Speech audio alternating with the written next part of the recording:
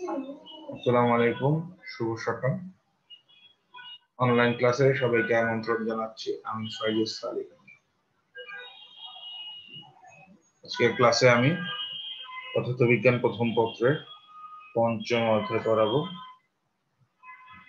ইতিপূর্বে আমি এই অধ্যায়ের স্থিতিস্থাপকতা এবং স্প্রিং দ্বারা কৃত কাজ এই সম্বন্ধে পড়িয়েছিলাম। আজকে এই অধ্যায়ের একটি গুরুত্বপূর্ণ অংশ শক্তি নিয়ে পড়াবো। শক্তিটা কি? কোনো বস্তু যদি কাজ করতে পারে তখন আমরা বলি যে বস্তুটা বা কোনো ব্যক্তি যদি যে কাজ করতে পারে সেই কাজ করার আমরা যে বলি তার শক্তি আছে, অর্থাৎ কাজ করার যে সামর্থ্য আছে তাকেই শক্তি বলে। অর্থাৎ বস্তু যতটুকু কাজ করতে পারে সেই পরিমাণটাই হচ্ছে তার শক্তি। আমরা সবাই জানি যে শক্তির একক হচ্ছে জুল, এবং শক্তি এবং কাজের পরিমাণ অভিন্ন এবং শক্তির একক তাই সেটা হচ্ছে এম এল জুল, আর মাত্রা হচ্ছে M L square by T square. কাজের মতো শক্তিও একটি স্কেলার রাশি। যেহেতু কাজ এবং শক্তি একই, তো দুটির একক এবং মাত্রা একই হবে। আমাদের যে জিনিসটি সবচেয়ে মনে রাখতে হবে এই ক্ষেত্রে, শক্তির ক্ষেত্রে, কিলোওয়াট ঘন্টা বিষয়। কিলোওয়াট ঘন্টাটা কি? তোমরা কি তোমাদের বাসার বিদ্যুৎ বিল দেখেছো? বলে যে এই মাসে এত 200 ইউনিট বিদ্যুৎ খরচ হয়েছে, এই জুন জানুয়ারি মাসে 100 ইউনিট বিদ্যুৎ খরচ হয়েছে। তোমরা তোমাদের বাসায় যে বিদ্যুৎ বিল আসে সেটি দেখবে যে যে ইউনিটের কথা লেখা থাকে বিদ্যুৎ বিলে, সেটি আসলে ইউনিট বলতে আসলে কিলোওয়াট ঘন্টাকেই বোঝানো হয়।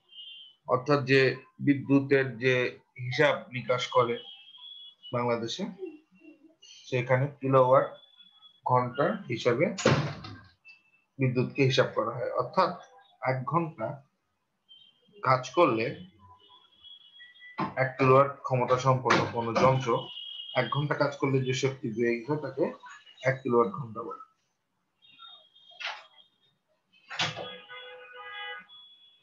এভাবে আমাদের যদি 100 কিলোওয়াট ঘন্টা হয় তার মানে বোঝা গেল যে 100 জুল পার সেকেন্ড কাজ হয়। অর্থাৎ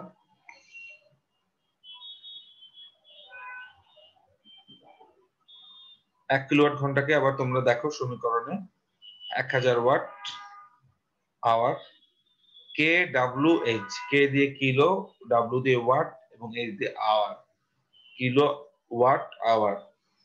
এটাকে আমরা ঘন্টাকে আমরা সেকেন্ডে রূপান্তর করলে 1 কিলোওয়াট আওয়ার সমান সমান 3.6 ইন্টু 10⁶ জুল। পরীক্ষা আসতে পারে এটা 1 কিলোওয়াট ঘন্টা সমান সমান কত জুল, বা ভাইভাতে যদি কেউ জিজ্ঞেস করে এমসিকিউ তো আসতে পারে। আরেকটি গুরুত্বপূর্ণ প্রশ্ন হচ্ছে 1 কিলোওয়াট ঘন্টা বলতে কি বুঝো?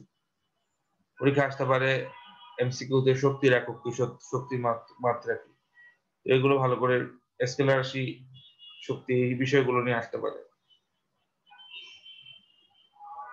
এখন শক্তি হচ্ছে নানা রূপে মানে বিরাজ করে পৃথিবীতে। শক্তি না থাকলে পৃথিবী আসলে কোনো কাজই হবে না। শব্দ শক্তি আছে বলে আমরা শুনতে পাই, যান্ত্রিক শক্তির বদলে আমাদের চলাফেরা করি, আমাদের বিভিন্ন যন্ত্রপাতি চলে। বিদ্যুৎ শক্তির ফলে আমাদের যে ফ্যান ছাড়ি, এসি ছাড়ি, সবকিছুই যে পৃথিবীতে যা আছে, চুম্বক শক্তি, বিদ্যুৎ শক্তি, আলোক শক্তি, শব্দ শক্তি, তাপ শক্তি, যান্ত্রিক শক্তি, রাসায়নিক শক্তি, নিউক্লিয় শক্তি, সৌর শক্তি, সবগুলো শক্তি আমাদেরকে বাঁচিয়ে রেখেছে। যেদিন শক্তির কোনো রূপান্তর থাকবে না সেদিন পৃথিবীও ধ্বংস হয়ে যাবে। এরপর যে আমরা শক্তির একটা রূপ যান্ত্রিক শক্তি নিয়ে পড়ব।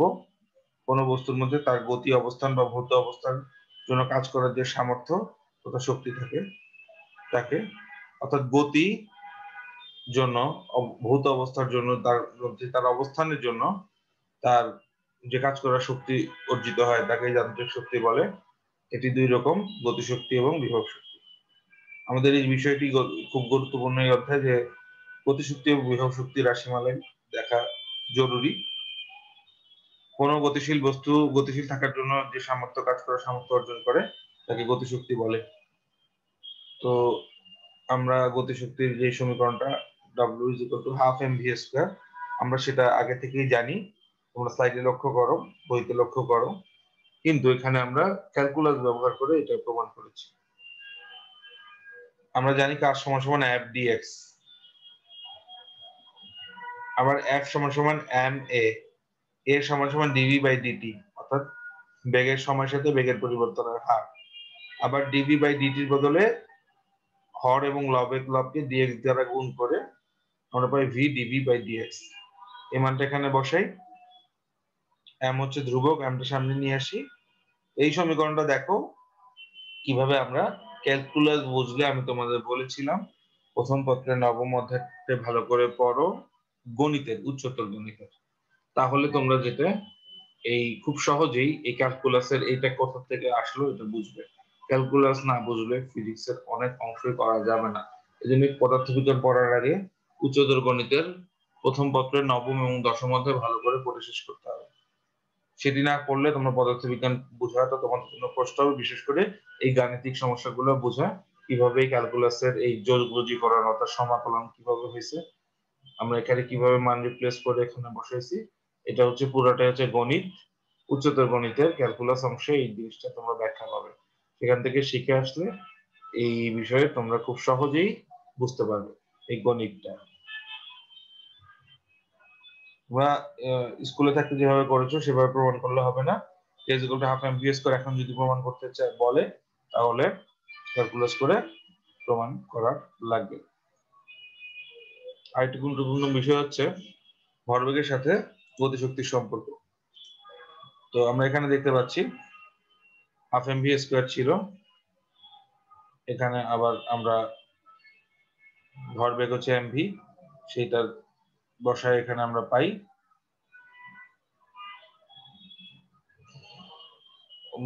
লব এবং হরকে আমরা m দিয়ে গুণ করছি এখানে, তাহলে আমরা যেটা পাই সেটা হচ্ছে k = p²/2m, p সমান সমান √2mk। এটি একটি খুবই গুরুত্বপূর্ণ সূত্র। পরীক্ষায় যদি ভরবেগের অঙ্ক আসে, ভরবেগ বের করতে বলে, তাহলে তোমরা এই যে 5.22 সূত্র, p সমান সমান √2 গুণন m গুণন k, k হচ্ছে গতিশক্তি। এই সমীকরণটা দিয়ে খুব সহজে এমসিকিউ গাণিতিক সমস্যাও আসতে পারে, সৃজনশীল প্রশ্ন আসতে পারে। তো তোমরা এই সূত্র ব্যবহার করে গাণিতিক সমস্যা সমাধান করতে পারবে। আরেকটি গুরুত্বপূর্ণ বিষয় হচ্ছে কাজ শক্তি উপপাদ্য, এটা পরীক্ষা আসে। কাজ শক্তি উপপাদ্য, ওয়ার্ক এনার্জি থিওরেম, এটা ব্যাখ্যা করো। এটা কি? কাজ শক্তি উপপাদ্যটি লিখো, এভাবে পরীক্ষার প্রশ্ন আসে। কোন বস্তুর উপর প্রযুক্ত বল দ্বারা কৃত কাজ বস্তুটির গতিশক্তির পরিবর্তনের সমান, অর্থাৎ যে পরিমাণ কাজ হবে তা হচ্ছে তার বস্তুটির গতিশক্তির পরিবর্তনের সমান। বল দ্বারা কৃত কাজ বস্তুটির গতিশক্তির পরিবর্তন, অর্থাৎ ডাব্লিউ সমান সমান ডেল কে। এখানে সেটা প্রমাণ করে দেখানো হয়েছে যে ডাব্লিউ সমান সমান Fx, ডাব্লিউ সমান সমান max, F সমান সমান যেহেতু ma, আমরা এগুলো সব স্কুল থেকেই জানি, স্কুলের নবম পদার্থবিজ্ঞানের নবম এবং দশম শ্রেণীতে তোমরা দেখেছো। এবং সেখান থেকে v = u² + 2ax, এটাও তোমাদের পরিচিত সূত্র। এবং সেখান থেকে তোমরা ax এর মান বসিয়ে তোমরা এটা পাও। এটাও প্রতিপাদন বলতে পারে, দেখাও যে বা কাজ বিবৃতি এবং ব্যাখ্যা করো কাজ শক্তির উপপাদ্য। তখন বিবৃতি দিলে লিখবে যে কৃত কাজের পরিমাণ গতিশক্তির পরিবর্তনের সমান। কিন্তু যখন এটা ব্যাখ্যা দিতে বলে তখন তোমাদের এটা প্রতিপাদন করে দেখানোটাই ভালো, তাহলে তোমরা পূর্ণ নম্বর পাবে।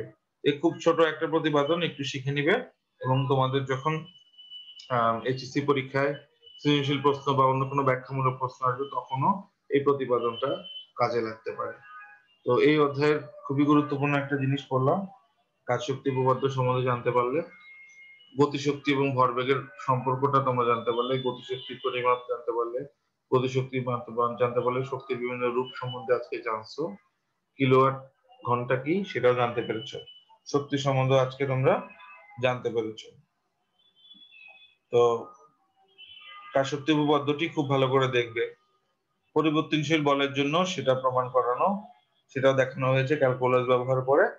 খুবই সহজ, জাস্ট ক্যালকুলাসের লিমিটের নিয়মটা ব্যবহার করে, সূত্র ব্যবহার করে খুব সহজেই প্রমাণ করা হয়েছে যে পরিবর্তনশীল বল দ্বারা কৃত কাজ বস্তুটি গতিশক্তির পরিবর্তনের সমান। আগের ক্ষেত্রে দেখানো হচ্ছে ধ্রুব বল দ্বারা কৃত কাজ বস্তুর গতিশক্তির পরিবর্তনের সমান। কিন্তু বল যদি এক্স এর সাপেক্ষে চেঞ্জ হয়, অর্থাৎ বল যদি পরিবর্তনশীল হয়, ধ্রুব না হয়, তখন তোমরা ক্যালকুলাস ব্যবহার করে, লিমিট ব্যবহার করে, এই সমাকলনের সূত্র ইউজ করে এখানে আমরাও প্রমাণ করছি পরিবর্তনশীল বল দ্বারা কৃত কাজ বস্তুটির গতিশক্তির পরিবর্তনের সমান। তো এই অংশটু ভালো করে দেখো, তাহলে আশা রাখি যে এই অধ্যায়ে একটি বড় অংশ তোমাদের পড়া হয়ে গেল। এই যে সূত্র, এই পর্যন্ত আমি এই অধ্যায়ে যেসব সূত্র পড়িয়েছি সেগুলো ব্যবহার করি গাণিতিক সমস্যাগুলো সমাধান করতে হবে। কিন্তু সূত্র এবং যদি না বুঝো, সেই ব্যাখ্যা যদি না বুঝো, তাহলে কোথায় এই সূত্রগুলো ব্যবহার করব সেটি জানা যাবে না। সেটি জানতে হলে আমাদের সূত্রগুলো কিভাবে আসলো, কোথা থেকে আসলো, ব্যাখ্যা। অনেকে দেখেছি যে শুধু অনুশীলনী অঙ্কগুলো করে চলে যায়, কিন্তু শুধু সেটুকু করলে অনেক প্রশ্নেরই তোমরা উত্তর দিতে পারবে না। বইয়ের ভিতরে ভালো করে পড়তে হবে এবং ভালো করে পড়ে সেগুলো চর্চা করতে হবে। এই জন্য আমি বারবার করে বলছি যে উচ্চতর গণিতের নবম নবম অধ্যায়, বিশেষ করে ক্যালকুলাস অধ্যায়টা আর কি, যেটা হচ্ছে অন্তরীকরণ ও যোগজীকরণ, সেই সূত্রগুলো তোমরা একটু শিখো। এবং সেই সাথে এই পদার্থবিজ্ঞানে এটা কিভাবে ব্যবহার করা হয়, আমি কয়েকদিন ধরেই তোমাদেরকে এগুলো ব্যবহার করার বিষয়ে বলছি। তাহলে ওগুলো শিখলে তোমরা খুব সহজেই এই সমীকরণের প্রতিপাদন গুলো কোথা থেকে আসছে, পরিবর্তনশীল বল দ্বারা কোনো কাজ যদি হয়, পরিবর্তনশীল বল অর্থাৎ যেখানে এরকম কিছু থাকলেই বুঝতে হবে যেখানে অন্তরীকরণ এবং যোগজীকরণের সূত্র ব্যবহার করতে হবে। তো আশা রেখে আজকে ক্লাসটি তোমরা ভালো করে বুঝতে পেরেছো।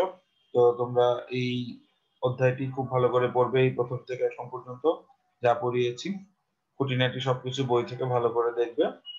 একটি অধ্যায় যদি খুব ভালো করে পড়ো, তাহলে এই অধ্যায় নিয়ে এমসিকিউ, ওই অধ্যায় সম্পর্কিত যদি কোনো ব্যবহারিক প্রশ্ন আসে, ওই অধ্যায় থেকে যদি কোনো সৃজনশীল প্রশ্ন আসে, জ্ঞানমূলক, অনুধাবনমূলক যে প্রশ্নই আসুক, যে ধরনের প্যাটার্নই পরীক্ষা হোক, তোমরা আনসার করতে পারবে। সবগুলো অধ্যায় থেকে কিছু কিছু অল্প অল্প গুরুত্বপূর্ণ প্রশ্ন পড়ার এখন আর নিয়ম না। এখন হচ্ছে আগে যেমন কোনো একটা সময় মানুষ যারা উচ্চ মাধ্যমিক পরীক্ষার্থীরা এভাবে পড়াশোনা করতো, এখন এভাবে পড়াশোনা করে ভালো ফলাফল করা সম্ভব না। পরীক্ষা ভালো করতে হলে, ইভেন পাশ করতে হলেও তোমাদের যে অধ্যায়টা পড়বে সেটি খুব ভালো করে পড়তে হবে, তাহলে তোমরা কাঙ্ক্ষিত ফল লাভে সমর্থ হবে। তো আজকের ক্লাস এখানে শেষ করছি। নেক্সট ক্লাস দেখার জন্য আমন্ত্রণ জানাচ্ছি। সবাই ভালো করে পড়াশোনা করো। আসসালামু আলাইকুম।